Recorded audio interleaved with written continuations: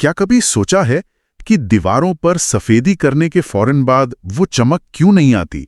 मतलब जो 2-3 दिन बाद दिखाई देती है। हाँ। या फिर पुराने जमाने की जो ब्लैक एंड व्हाइट तस्वीरें थीं, उनके पीछे क्या विज्ञान था? हाँ, ये भी एक अच्छा सवाल है। और एक और सबसे दिलचस्प, ऐसा क्या होता है कि लोहे की एक साधारण सी कील को अगर नीले रंग के घोल में डालो तो घोल का रंग बदलकर हरा हो जाता है?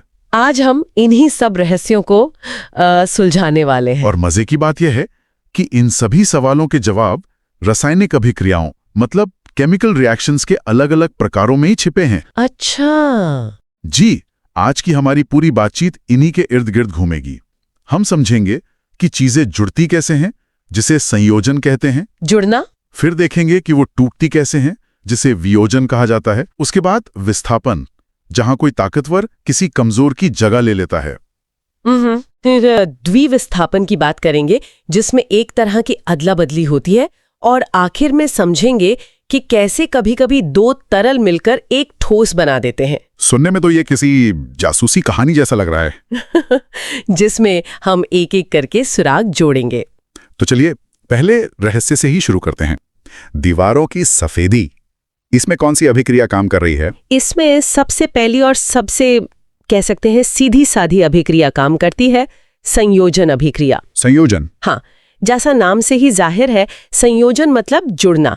जब दो या दो से ज्यादा अभिकारक मतलब रिएक्टेंट्स मिलकर सिर्फ एक ही उत्पाद बनाते हैं, एक सिंगल प्रोडक्ट, तो उसे संयोजन कहते हैं। अच्छा, जैसे ए और बी मिलकर ए बी बन गए। बिल्कुल। ठीक है, इसे और बेहतर तरीके से समझने के लिए मान लेते हैं कि हम एक प्रयोग कर रहे हैं। हमने एक कांच के बीकर में थोड़ा बिना बुझा हुआ चूना लिया, कैल्शियम ऑक्साइड। जी। अब उसमें धीरे धीरे पानी डाल रहे हैं। मैंने सुना है ऐसा करने पर बीकर बहुत गर्म हो जाता है और उसमें से आवाज भी आती है। ऐसा क्यों होता है? बिल्कुल सही सुना है। जैसे ही आप पानी मिलाएंगे, बीकर तेजी से गर्म होने लगेगा और आपको एक हिस जैसी आवाज सुनाई देगी। अच्छा। ये गर्मी और आवाज ही इस बात का सबूत है कि एक रासायनिक अभिक्रिया हो रही है। यहाँ कैल्शियम ऑक्साइड और पानी यानी H2O आपस में जुड़कर एक नया पदार्थ बना रहे हैं, कैल्शियम हाइड्रोक्साइड, जिसे हम बुझा हुआ चूना भी कहते हैं। हाँ बिल्कुल। और क्योंकि इस प्रक्रिया में बहुत सारी ऊष्मा मतलब गर्मी बाहर निकल रही है, इसीलिए बीकर गर्म हो जाता है। अच्छा, तो ये एक संयोजन अभिक्रिया हुई क्योंकि चूना और पानी जोड़कर एक चीज बन गए। और ये जो अभिक्रियाएं हैं जिनमें इस तरह गर्मी बाहर निकलती है, क्या उनका भी कोई खास नाम होता है? हाँ होता है। उन्हें ऊष्माक्षेपी या एक्सोथर्मिक अभिक्रिया कहते हैं। ऊष्माक्षेपी? क्षेपी का मतलब है बाहर फेंकना। तो कोई भी अभिक्रिया जिसमें उत्पाद बनने के साथ साथ ऊर्जा या ऊष्मा बाहर निकले, वो ऊष्माक्षेपी है। हमारा सांस लेना भी इसका एक बेहतरीन उदाहरण है। सांस लेना, वो कैसे? ये तो बड़ा अजीब है। देखिए, हम जो खाना खाते हैं वो पचने के बाद ग्लूकोज में बदलता है ना?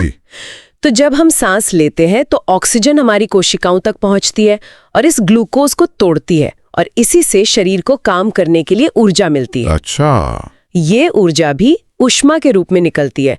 कभी महसूस किया है जब हम सांस छोड़ते हैं तो वो गर्म होती है? हाँ। वो इसी ऊष्माक्षेपी अभिक्रिया की वजह से है। कमाल है, मैंने कभी इस तरह सोचा ही नहीं था। अच्छा, वापस चूने पर आते हैं। तो हमने दीवार पर ये बुझा हुआ चूना लगा दिया, लेकिन हमारा पहला रहस्य वो तो अभी भी अनसुलझा है।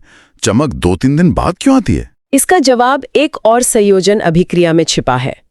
जब ये बुझा हुआ चूना दीवार पर लग जाता है तो ये कह सकते हैं धीरे धीरे हवा में मौजूद कार्बन डाइऑक्साइड से बात करना शुरू करता है, मतलब अभिक्रिया करता है। धीरे धीरे? हाँ, बहुत धीरे। इस काम में उसे 2 से 3 दिन लग जाते हैं और इस धीमी बातचीत के नतीजे में दीवार पर कैल्शियम कार्बोनेट की एक बहुत पतली, मजबूत और चमकदार परत बन जाती है। एक मिनट, कैल्शियम कार्बोनेट, ये नाम तो सुनावा लगता है। ये वही तो नहीं जिससे संगमरमर बनता है? बिल्कुल वही। संगमरमर का रासायनिक सूत्र भी कैल्शियम कार्बोनेट है, CaCO3। तो एक तरह से अब जब दीवार पर सफेदी करते हैं तो आप उसे हवा के साथ मिलकर धीरे धीरे संगमरमर की एक परत बनाने का मौका दे रहे होते हैं। वाह! यही उस बेमिसाल चमक का राज है। मतलब हमारी दीवारें सचमुच पत्थर बन रही होती हैं। ये तो वाकई हैरान करने वाली बात है। तो पहला रहस्य सुलझ गया। ध्री। अब अगर चीजें जोड़ सकती हैं तो क्या इसका उल्टा भी हो सकता है? क्या हम किसी एक चीज को तोड़कर उसके छोटे छोटे हिस्सों में बांट सकते हैं? बिल्कुल, और उसे कहते हैं वियोजन अभिक्रिया। ये संयोजन का ठीक उल्टा है। अच्छा। इसमें एक अभिकारक टूटकर दो या दो से ज्यादा छोटे उत्पाद बनाता है, यानी ए बी टूटकर ए और बी में अलग अलग हो जाता है। लेकिन इसमें एक शर्त है। शर्त? हाँ, कोई भी चीज अपने आप नहीं टूटती, उसे तोड़ने के लिए बाहर से ऊर्जा देनी पड़ती है। ऊर्जा? किस तरह की ऊर्जा? ये ऊर्जा 3 रूपों में दी जा सकती है। ऊष्मा यानी गर्मी, विद्युत यानी बिजली, या फिर प्रकाश मतलब रोशनी। और इसी आधार पर वियोजन के भी 3 प्रकार हो जाते हैं। चलिए पहले गर्मी से तोड़ने की बात करते हैं। मान लीजिए हमने एक पर्ख नली में हरे रंग के फेरस सल्फेट क्रिस्टल लिए और उसे गर्म करना शुरू किया। हमें क्या दिखेगा? आपको 2 बड़े बदलाव नजर आएंगे। पहला, क्रिस्टल का जो सुंदर हरा रंग है वो धीरे धीरे बदलकर भूरा हो जाएगा। पूरा? हाँ, और दूसरा, आपको जले हुए सल्फर जैसी एक बहुत तीखी गंध महसूस होगी। यहाँ हुआ ये कि ऊष्मा की ऊर्जा ने फेरस सल्फेट के एक अणु को तोड़कर 3 अलग-अलग चीजों में बदल दिया। 3 चीजों में? जी, फेरिक ऑक्साइड जो भूरे रंग का होता है, और सल्फर डाइऑक्साइड और सल्फर ट्राइऑक्साइड जिनकी वजह से वो गंध आती है। ठीक है, ये तो हुई गर्मी की ताकत। अब बिजली की बात करते हैं। आपने कहा कि बिजली से भी चीजें तोड़ी जा सकती हैं।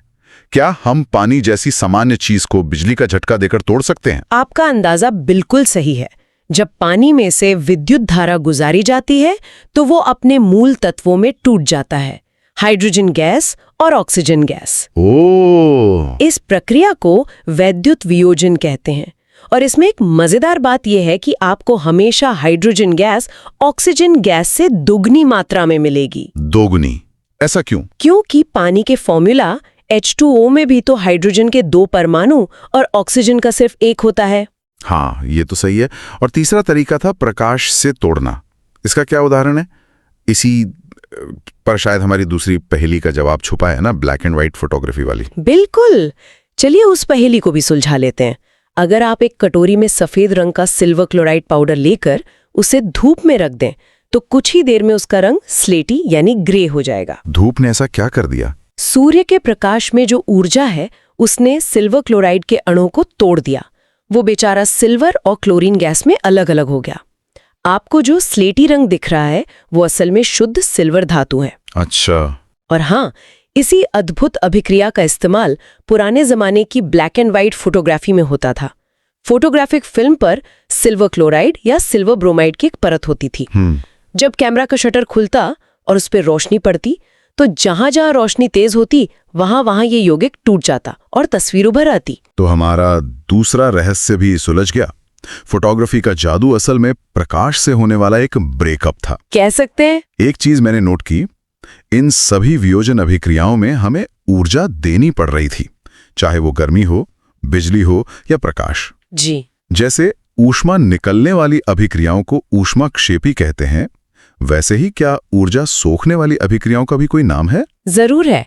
जिन अभिक्रियाओं में ऊर्जा अवशोषित होती है, मतलब जिन्हें कराने के लिए ऊर्जा देनी पड़ती है, उन्हें ऊष्माशोषी यानी एंडोथर्मिक अभिक्रिया कहते हैं। ऊष्माशोषी? हाँ, शोषी का मतलब है सोखना।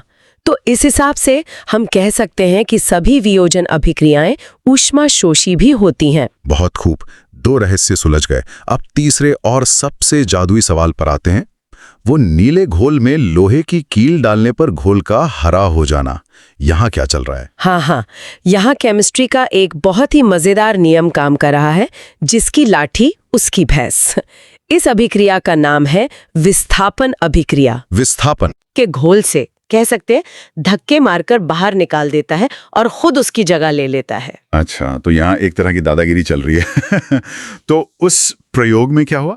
हमने कॉपर सल्फेट का नीला घोल लिया और उसमें लोहे की कीलें डाल दी। थोड़ी देर बाद घोल हरा हो गया और कील भूरी हो गई। यहाँ दादा कौन है? यहाँ दादा है लोहा। लोहा कॉपर यानी तांबे से ज्यादा अभिक्रियाशील और ताकतवर है।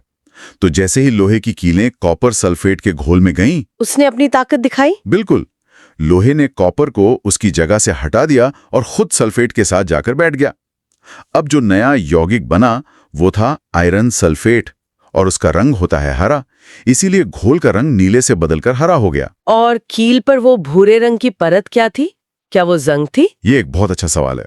वो जंग बिल्कुल नहीं थी।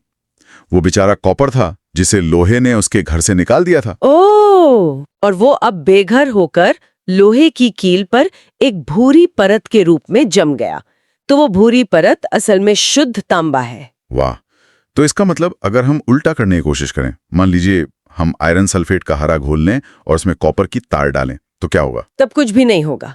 कुछ भी नहीं। कोई अभिक्रिया नहीं होगी, क्योंकि कॉपर लोहे से कमजोर है। वो लोहे को उसकी जगह से हटाने की हिम्मत नहीं कर सकता। समझ गया। तो विस्थापन में तो जबरदस्ती और लड़ाई झगड़ा है। क्या कोई ऐसी भी अभिक्रिया है जहां चीजें शांति से, समझौते से निपटती हो? हाँ, ऐसी भी है। उसे कहते हैं द्विविस्थापन अभिक्रिया। द्वि मतलब दो। द्विविस्थापन। जी, यहाँ कोई लड़ाई नहीं, बल्कि आयनों की एक शांतिपूर्ण अदला बदली होती है। दो यौगिक आपस में मिलते हैं और अपने अपने साथी बदल लेते हैं। अगर हम इसे AB और CD के रूप में देखें, तो अभिक्रिया के बाद वो AD और CB बन जाएंगे। इसका प्रयोग तो मुझे सबसे ज्यादा हैरान करने वाला लगा था। हमारे पास दो परख नली हैं, दोनों में पानी जैसा रंगहीन घोल है। एक में सोडियम सल्फेट और दूसरे में बेरियम क्लोराइड। जी, अलग अलग देखें तो कुछ खास नहीं, लेकिन जैसे ही हम उन्हें एक दूसरे में मिलाते हैं, जादू की तरह एक सफेद ठोस पदार्थ बन जाता है जो नीचे बैठने लगता है। ये आयनों के आदान प्रदान का ही नतीजा है। सोडियम सल्फेट के सल्फेट आयन ने बेरियम क्लोराइड के बेरियम आयन के साथ जोड़ी बना ली, और बेरियम के क्लोराइड आयन ने सोडियम के साथ। तो दोनों ने अपने साथी बदल लिए। हाँ, तो इस अदला बदली से दो नए यौगिक बने, बेरियम सल्फेट और सोडियम क्लोराइड। ठीक है, लेकिन वो जो सफेद ठोस पदार्थ बना और नीचे बैठ गया, उसे क्या कहते हैं? वो पानी में घुला क्यों नहीं? उस अघुलनशील ठोस पदार्थ को अवक्षेप यानी प्रेसिपिटेट कहते हैं। अवक्षेप। जी, और जिस भी अभिक्रिया में ऐसी किसी अवक्षेप का निर्माण होता है, उसे अवक्षेपण अभिक्रिया भी कहा जाता है। तो जो बेरियम सल्फेट बना, वो पानी में घुलता नहीं है, इसलिए वो एक सफेद अवक्षेप के रूप में हमें दिखाई देता है। ओह, अच्छा। तो इसका मतलब ये जो सोडियम सल्फेट और बेरियम क्लोराइड वाली अभिक्रिया है, जी, ये द्विविस्थापन भी है और अवक्षेपण भी। बिल्कुल। ये तो एक तीर से दो निशाने वाली बात हो गई। हाँ, कई अभिक्रियाएं ऐसी होती हैं जो एक से ज्यादा श्रेणी में आती हैं। आज तो मजा आ गया। हमने बातों बातों में रासायनिक अभिक्रियाओं के इतने सारे प्रकार समझ लिए। अगर मैं आज की पूरी चर्चा का सार निकालूं तो हाँ, ऐसा कह सकते हैं। हाँ, बताइए। संयोजन मतलब दो का मिलकर एक हो जाना, जैसे शादी। हाँ, सही है। वियोजन मतलब एक का टूटकर अलग हो जाना, यानी ब्रेकअप। बिल्कुल। विस्थापन में एक ताकतवर कमजोर को हटा देता है, जैसे कुर्सी की लड़ाई। बहुत अच्छे। और द्विविस्थापन में आयनों की शांतिपूर्ण अदला बदली होती है, जैसे साथियों का बदलना। इससे बेहतर सारांश नहीं हो सकता। आपने एनालॉजीज के साथ इसे बहुत आसानी से याद रखने लायक बना दिया। शुक्रिया। अब जाते जाते सुनने वालों के लिए एक छोटा सा सवाल छोड़ जाते हैं। जब लेड नाइट्रेट के घोल को पोटेशियम आयोडाइड के घोल में मिलाया जाता है, तो किस रंग का अवक्षेप बनता है और उस यौगिक का नाम क्या है? एक छोटा सा इशारा देती हूँ, ये भी एक द्विविस्थापन अभिक्रिया ही है और इसमें पीला रंग शामिल है। ये एक दिलचस्प सवाल है, और अगली बार जब हम मिलेंगे तो कुछ और जरूरी विषयों पर बात करेंगे। हाँ। हम जानेंगे कि उपचयन और अपचयन क्या होता है, जिसे रेडॉक्स अभिक्रिया भी कहते हैं। जी, बहुत जरूरी विषय है वो भी। हम ये भी समझेंगे कि लोहे पर जंग लगने के पीछे का विज्ञान क्या है। हाँ। और सबसे जरूरी, चिप्स के पैकेट में हवा क्यों भरी जाती है, उसका स्वाद बनाए रखने के लिए।